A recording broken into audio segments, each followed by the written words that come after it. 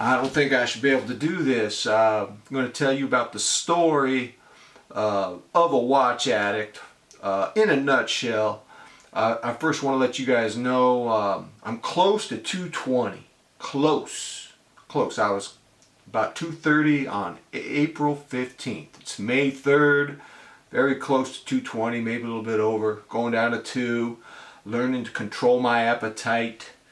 Drinking lots of herbal tea and carrots. I'm back on my program. I had to go off those carbs because they were elevating my my insulin, making me hungry. So got that in line. I'm so relieved. My wife and I, we're going to be putting new cabinetry in our kitchen. This could cost $20,000. The good news is that the cabinets will be nice. We have Lowe's prefab cabinets that are close to 20 years old that I got for 900 bucks. I think this is going to be close to 20K. The good news is my wife and I looked at the tile floor that we put in about 14 years ago, and all we really need to do is regrout some of it. And I looked up tile floor, and that's about a lifespan of 100 years. So I don't think I need to spend $5K on new flooring. That's $5K. Now I'm a watch addict now, so putting a number in my mind that I am now $5,000 richer is a very dangerous proposition. You understand me? That's a very dangerous proposition. So this is a Seiko SBDC 125. I like it. I like all my watches, but I want to talk about watch addiction today. You know, there's a Greek philosopher. Don't get mad at me. I looked his name up. I tried to talk to my little voice machine over here, and she kept thinking I was saying hepatitis. I kept saying it's hepatitis, and she kept saying hepatitis is a liver disease. Boom, boom, boom. So, anyways, Epictetus said, wealth is not having an abundance of things.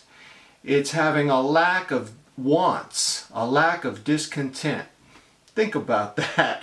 You could have a lot of really good stuff in your life, a good watch collection in your life, but if you still have a lot of wants, you're poor, you're impoverished.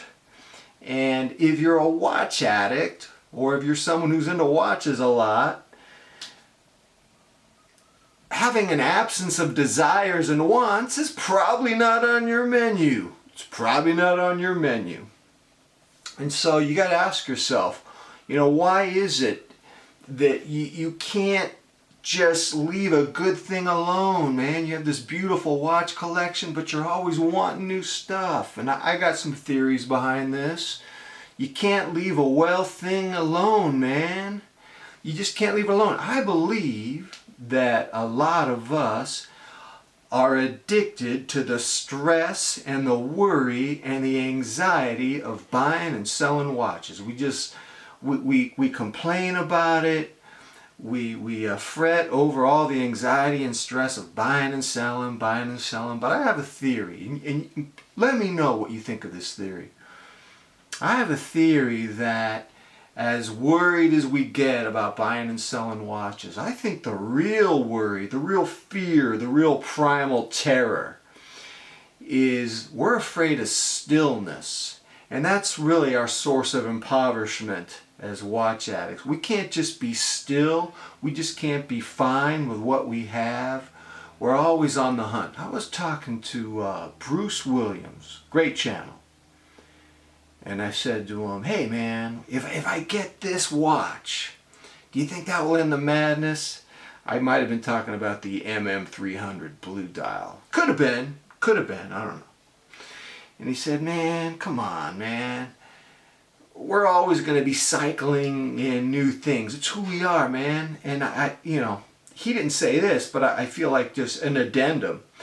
You know, maybe we should just take it like a man. You know, this is who we are, man. We can't accept the stillness because the stillness is even more terrifying. You know, part of our impoverishment is that we always want new watches. We always want to buy the watches we used to have. Those are called rebuys, by the way, if you're new to the watch addiction world. We always want to do our rebuys, and we always want to have a real tiny collection as a sort of countermeasure against always wanting new stuff. Now, when you think about that, those desires for the smaller collection, for newer watches, are in constant conflict, and there really is no resolution to it. I don't really have a solution to it. We may just be like the primitive fish of the sea.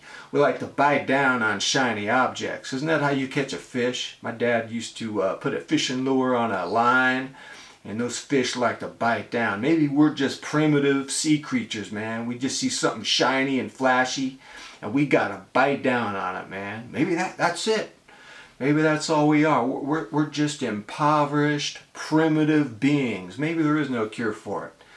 You know, many of us, we live healthy lifestyles. We eat well. We have other hobbies. We exercise.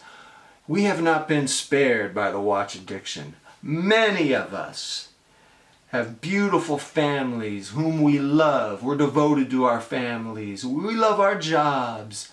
The watch addiction has not spared us. Many of us have faith.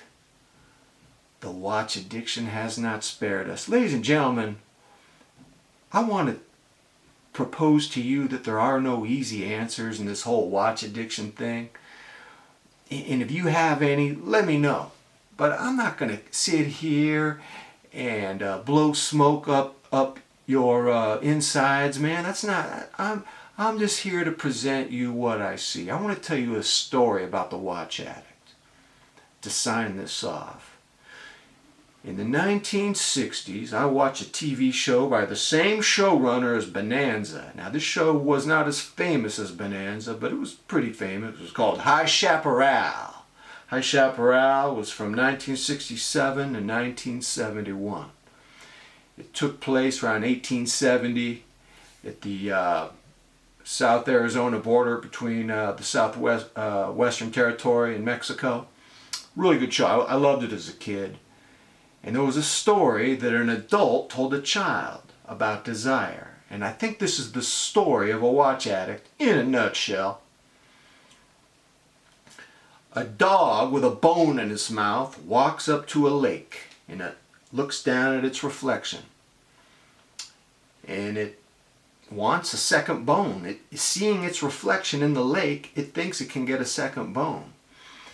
And in the process of wanting to get that second bone, drops its bone in the lake and it has 0 bones. I think this is the story of a watch addict. Think about that, man. We are so afraid of the stillness. We're so afraid of leaving well alone, man. We've had some beautiful watches in our time, and we bought and sold, get the new stuff in, flipping and flipping. It's like we're lost in a maze. We're lost in a hall of mirrors. We don't know what is going on, ladies and gentlemen. And I don't even know if there's a cure for it. Bruce Williams just said, hey man, it's who you are, it's how you're hardwired. I might just be a little primitive creature in the sea, biting down my strong jaws on shiny objects. Is that all this is? Is this the impoverishment I've come to have in my life? Ladies and gentlemen, have you ever watched High Chaparral? Have you seen that episode? Let me know what you think about this whole watch addiction situation, ladies and gentlemen. Until next time, I'm out.